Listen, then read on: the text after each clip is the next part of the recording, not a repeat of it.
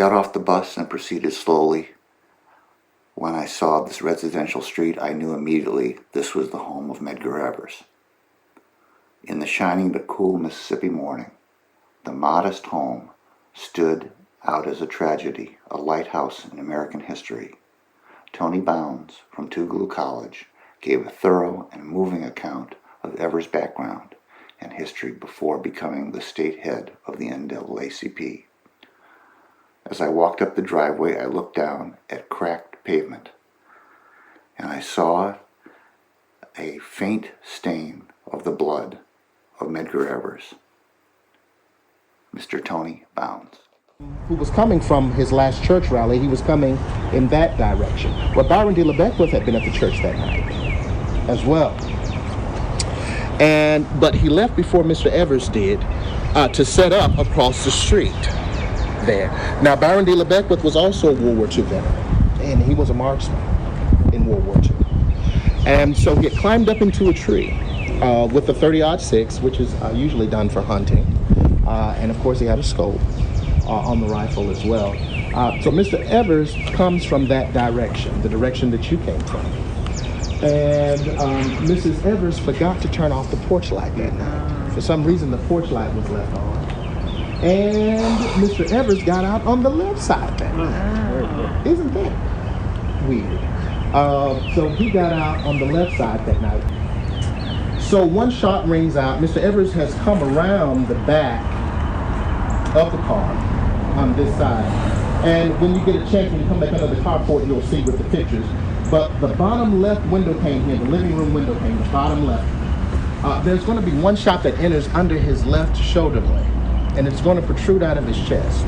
And it's going to pierce this bottom left window pane, and it's going to go through the living room wall, then the kitchen wall. It's going to knock a tile off of the inner kitchen wall. It's going to ricochet off the refrigerator, and the bullet fragment is going to be found in the sink.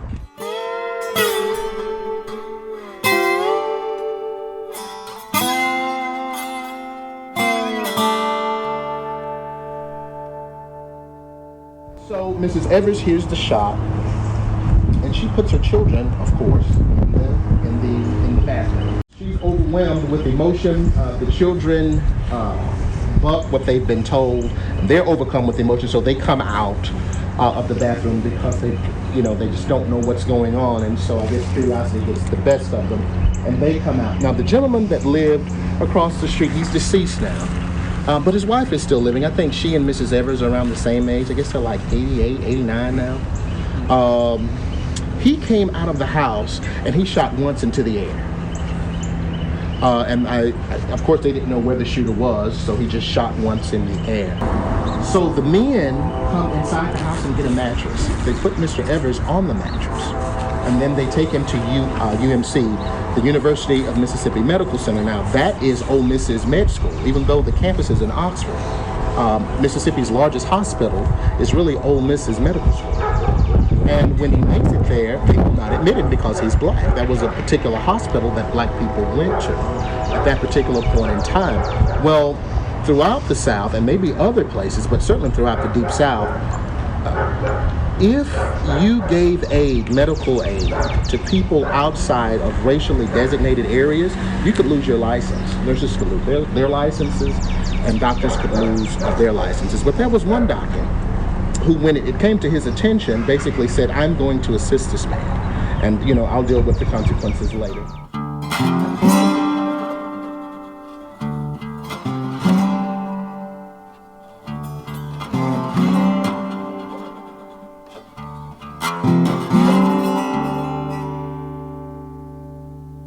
The last thing Medgar said was, they got me. So he died on the operating table. He did not die here. He actually died on the operating table and was buried in Arlington Cemetery.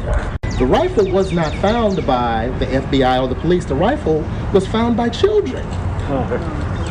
They just happened to come upon the rifle, which is very interesting. Why was the rifle left? Well, I believe, my theory is that when Byron D. LeBeckwith heard the shot, he was not anticipating the shot, and he possibly thought that they knew where he was. So he had to get down out of the tree and get back to his car.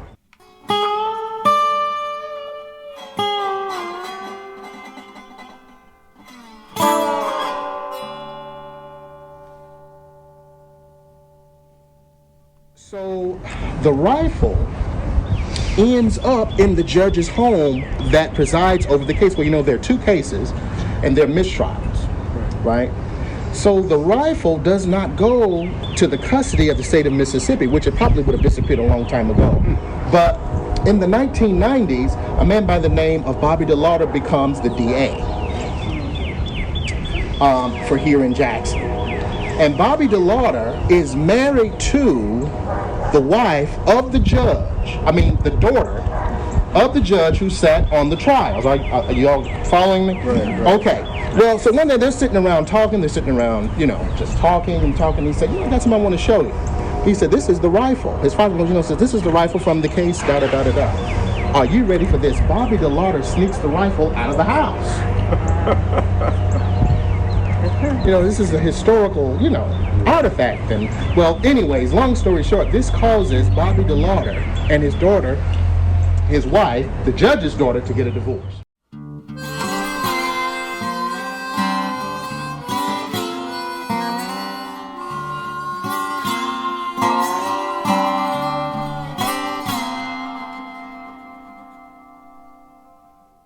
The rifle is re-examined, and of course, Byron D. LeBeck's fingerprints are still on the rifle.